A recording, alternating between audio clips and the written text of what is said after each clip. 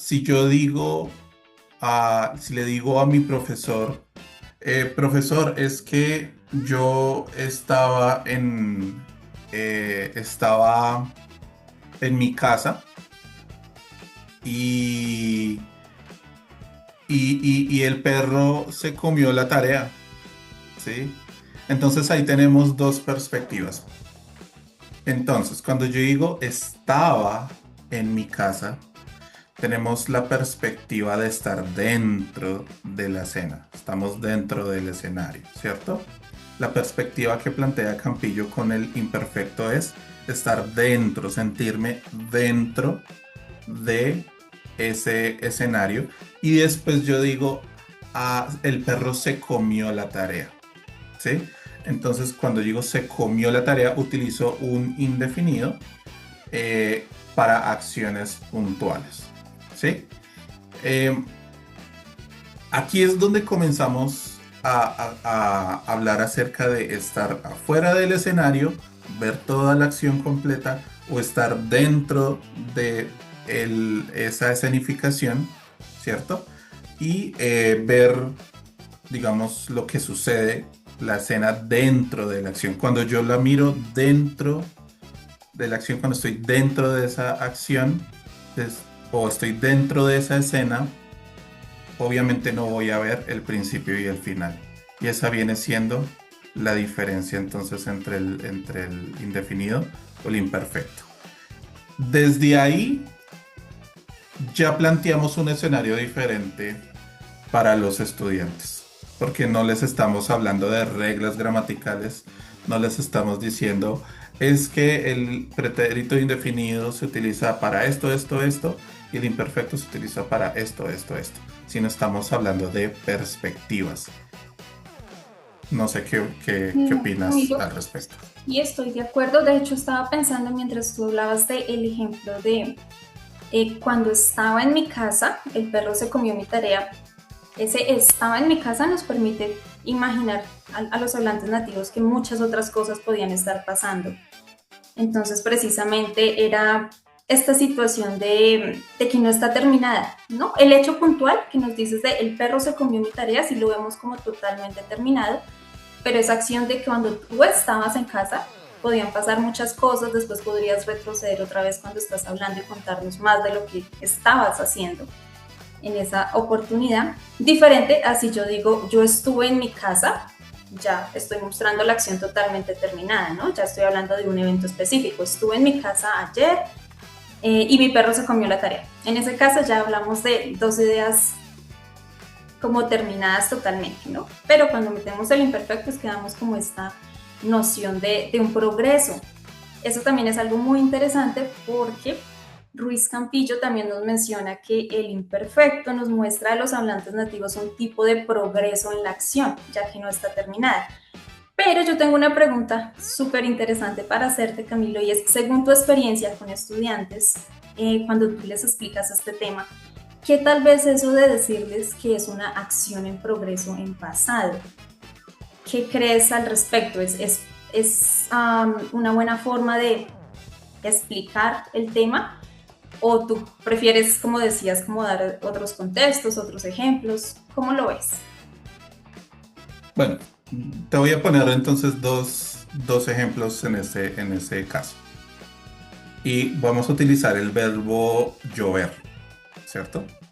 Entonces yo puedo, o un estudiante podría decir, am, digamos, podría decir, llovía, ¿cierto? O podría decir llovió, ¿sí? Un estudiante puede decir, tal vez, ese día llovía mucho o ese día llovió mucho. La pregunta es, ¿está incorrecto uno o el otro? La respuesta sería no, ¿cierto? Entonces, pero lo que queremos saber es cuál es la perspectiva de decir llovía o llovió. Y ahí es lo que tú dices. Cuando hablamos de la acción tal vez en progreso, la asociamos a llovía. ¿Por qué? Porque nosotros nos vemos dentro de la acción. Y cuando nos vemos dentro de la acción, yo me imagino dentro del escenario y la lluvia cae, está cayendo, ¿cierto? Eh, sobre mí. Pero cuando yo digo llovió, tal vez cuando llovió, ya es algo que pasó y en este momento, tal vez ya ni siquiera está lloviendo, es algo que sucedió antes, ¿cierto? Esa es la imagen mental que entonces le tenemos que permitir al estudiante entender. Si yo digo llovía, yo me imagino que me está cayendo la lluvia, ¿cierto? Y llovió es Hasta que porque algo tal pasa. vez. Ok. Exacto. Si yo digo llovió, tal vez estoy hablando de otro día donde llovió o que llovió hace 5 minutos, pero ya no está lloviendo. Esa es como ese cambio de perspectiva, ¿cierto? Ujú. Sí. Sin embargo, Ángela, yo no le enseñaría al estudiante desde estas palabras que tú dices o que mencionabas de la acción en progreso, sobre todo con un angloparlante. Porque cuando hablamos de acción en progreso, tal vez el estudiante se puede confundir con el ing, con el estoy haciendo algo, ¿cierto? Y Cuando ese es estoy- otro tiempo verbal, o sea, esa es otra, Ujú. otra forma, porque yo podría decir estaba lloviendo o llovía. Y bueno, El pues matiz de significado es similar, ¿cierto? Pero si ya hablamos de la perífrasis del verbo estar más gerundio. Entonces, sí, ya es otro exacto, tema que nuestros estudiantes, de hecho, dominarán en otro momento, en otro espacio, y no aquí cuando estamos hablando de este contraste de pasados. exacto. Entonces, tal vez si yo digo acción en progreso, ¿qué tal que un estudiante comience a utilizar el past progressive o piense o lo asocie con un past progressive, ¿cierto? Y, Sí. y- y- y de pronto el estudiante entonces va a comenzar a utilizar un gerundio que yo no quiero que utilice o lo asocia a un gerundio. Y yo en ese momento yo no quiero hablar de gerundios, estamos hablando del indefinido. Entonces yo no utilizaría el ejemplo o no mencionaría al estudiante es que es una acción en progreso en el pasado porque puede llevar a la confusión. Listo, Camilo. Muy interesante lo que nos comentas. Entonces, bueno, ya tenemos dos estrategias, ¿no? Una, no usar metalenguaje. Dos, utilizar el principio operativo de Ruiz Campillo bajo estos ejemplos que tú nos has dado, que hemos estado hablando. Pero, ¿qué hacemos en el caso de los errores? Cuando los estudiantes les presentas el tema, ellos lo empiezan a trabajar, comienzan a elaborar ya sus frases y terminan con algunas frases que nosotros decimos, pero ¿por qué está diciendo esta frase de esta manera? Entonces, ¿qué te parece si hablamos de uno de los errores que precisamente es asociar el imperfecto con las acciones de larga duración, ¿no? Por ejemplo, cuando decimos la típica frase de los cuentos, como érase una vez y comenzamos a narrar como ese pasado así de forma muy descriptiva, como vivía en tal pueblo este personaje, y de pronto ellos ya cuando van a utilizar el tiempo en la vida real nos salen con frases como mi primo, o bueno, mi tío vivía 100 años, queriendo decir vivió 100 años. Imagínate ahí el error. ¿Cómo podemos ayudar a nuestros estudiantes en ese caso? Bueno, cuando un estudiante tal vez me dice mi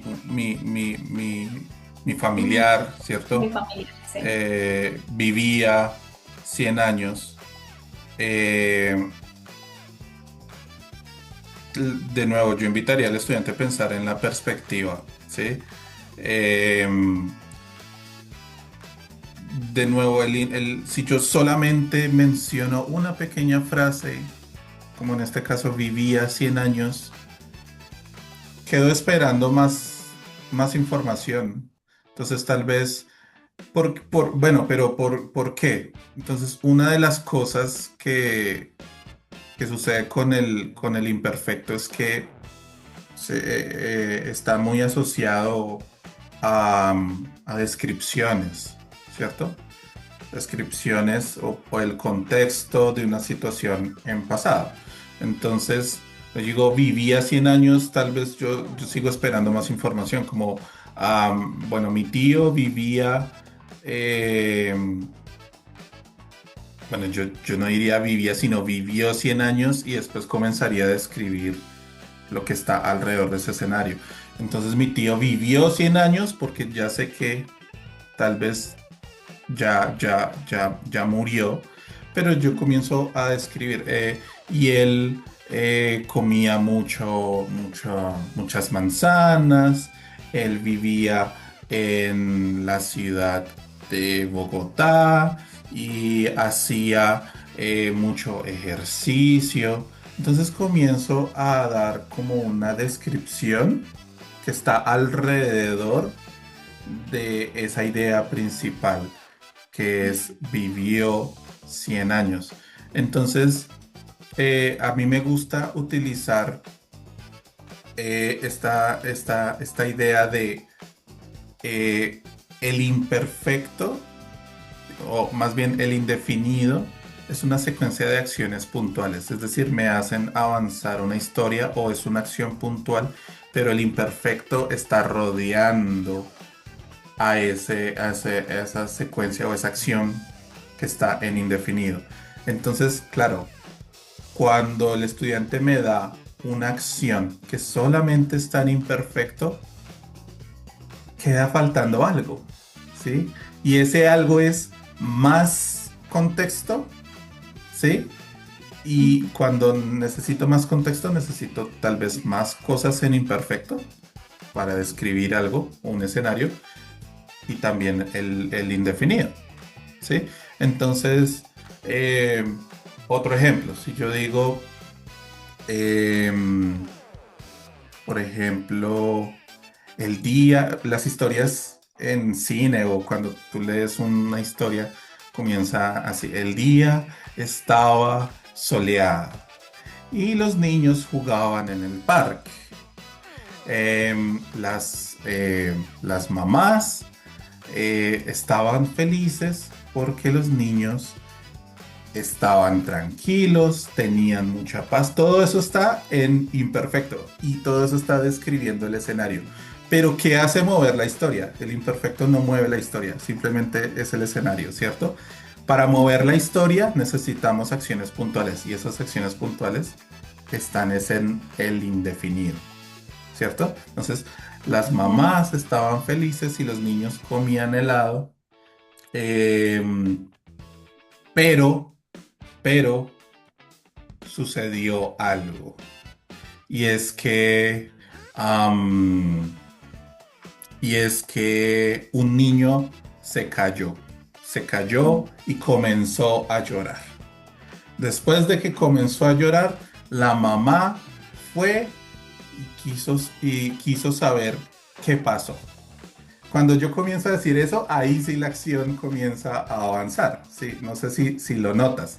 Y Sí, eso claro, es lo que comenzamos a enseñarle a los estudiantes, ¿sí? claro. Sí, porque vemos dos hechos puntuales, ¿no? En esta narración que tú nos acabas de hacer. El niño se cayó, el niño empezó a llorar, tal vez después la mamá fue, tres acciones y el resto es más la descripción del el contexto, ¿no? El clima, quizás la cantidad de niños, las emociones. Bueno, listo, Camilo. Otro error que los estudiantes pueden tener en clase es asumir que ciertas palabras, o en este caso marcadores temporales, conectores, siempre exigen un tiempo o el otro. Por ejemplo, creer que siempre exige imperfecto. Cuando decimos siempre llegaba tarde, porque es una acción habitual, ¿no? Pero también es posible decir siempre llegó tarde, ¿o no? ¿Tú cómo lo ves? Sí, pero es que en ese caso, decir siempre llegó tarde, creo que tiene que ver con temas pragmáticos, ¿no? También.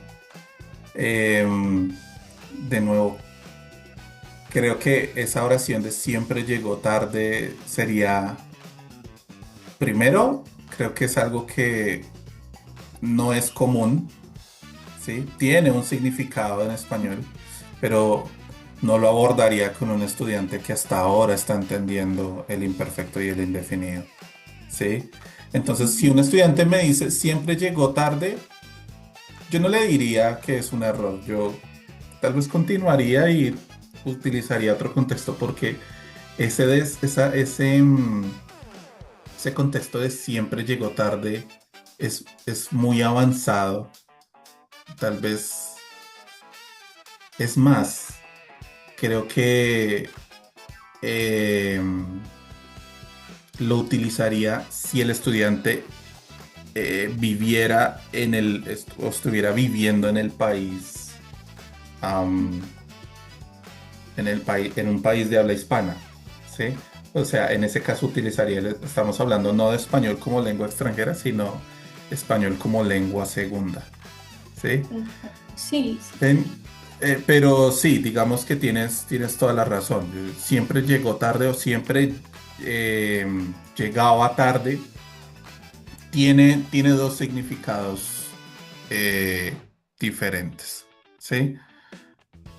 No sé tú Sí, yo me qué atrevería a decir, opinas. Camilo, que cuando decimos siempre llegó tarde, al mostrar el hecho como terminado, al usar el pretérito indefinido, sí estamos siendo más fuertes en lo que estamos afirmando. Lo que tú decías tiene un significado pragmático, entonces es más transparente mi incomodidad cuando voy a decir, es que tal persona siempre llegó tarde. ¿Sí ves? Hasta con la fuerza de la voz puedo mostrar que estoy enojada, quizás por la situación. Y siempre llegaba tarde, me hace alejarme un poquito del hecho, ¿no? Ya no estoy ahí como diciendo, es que yo vi que llegó tarde, sino pues me parecía o yo me enteraba que esta persona llegaba tarde. Entonces sí, tienes toda la razón, es un contexto pragmático. Como tal, el imperfecto lo podemos usar los hablantes nativos para alejarnos un poquito de la situación, para no estar como afirmando los hechos de forma tan transparente. Listo. Otro ejemplo, Camilo, de otro error que pueden tener nuestros estudiantes es precisamente aprenderse listas de palabras. Digamos, lo que pasó con siempre también les puede pasar con otros conectores como mientras, cuando, ayer, nunca. Y pues sabemos que esto no conviene porque podrían entonces hacer frases que incluso nos pueden sonar no naturales a los hablantes nativos. ¿No? Por ejemplo, imagínate que de pronto vieron que mientras nos funciona para el imperfecto, pero de pronto en algún momento lo ven con el pretérito indefinido, entonces pueden estar como en shock o confundirse. Lo ideal yo creo que sería no seguir esos métodos tradicionales, ¿no? De aprender listas. No sé, ¿tú qué opinas? Exacto, no, no, sí, no, es que lo que tú dices, por ejemplo, hay situaciones donde es perfectamente posible utilizar el imperfecto o el indefinido, incluso con un marcador temporal o con estas listas de palabras o conectores. Y cuando los estudiantes aprenden reglas que están como muy marcadas y ven que esa regla no se cumple, ahí es donde se confunden y se asustan, ¿sí? Pero si desde el principio nosotros les enseñamos a los estudiantes a ver la perspectiva, qué quiere decir esa acción, ahí ya el estudiante va a entrar a tratar de descifrar. No se va a asustar, sino va a tratar de descifrar qué quiere decir esa acción, ¿sí? Entonces, si yo digo, ayer me comí una manzana, o ayer me comía una manzana, ¿qué, qué entiendo ahí? Ambas acciones o ambas oraciones son posibles, pero tienen implicaciones diferentes. Si yo digo, ayer comía una manzana, de nuevo, estoy poniendo una descripción, necesito más contexto. Pero si yo digo, ayer me comí una manzana, pues una acción ya terminada, yo puedo ver el principio y el final y ya puedo ver toda la acción. Entonces está bien, lo entiendo. Como hablantes nativos lo vamos a entender. Es básicamente eso. Pero si yo le digo al estudiante y le enseño que desde el principio ayer está asociado a una acción terminada y de pronto el estudiante o en una narración dice ayer y con el imperfecto ya se va a confundir, ya va a decir que el español es muy difícil y no queremos eso. Sí, imagínate la frustración que puede sentir un estudiante que aprendió que solo se usan estas palabras con imperfecto, pero después lo ve en un contexto real de otra forma, entonces va a pensar, no, no es posible. Bueno, Camilo, otro de los errores frecuentes son la traducción desde el inglés, ¿no? Porque como tú decías al inicio, en inglés, como ellos solo tienen el simple past, pues genera conflicto. Entonces, ¿qué podemos hacer en este caso? ¿Qué decirle a nuestros estudiantes? ¿Qué tanto pueden relacionarlo con el inglés? ¿Cómo debería ser su aprendizaje? En el caso del inglés hay momentos donde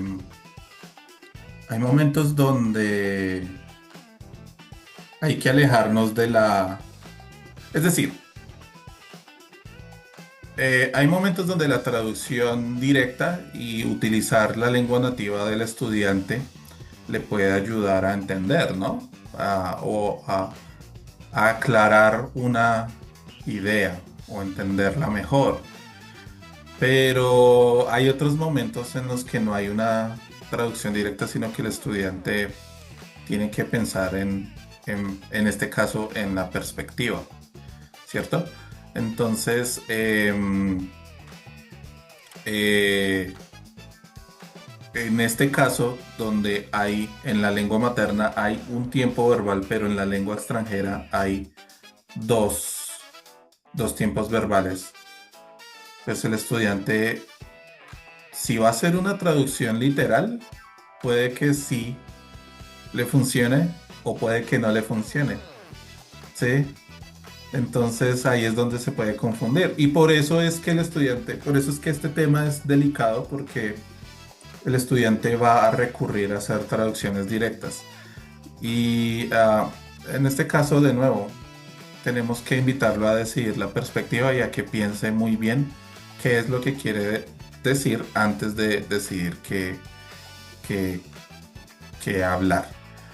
Por supuesto, a pesar de que no hay reglas fijas, sí hay cosas que son recurrentes, ¿cierto?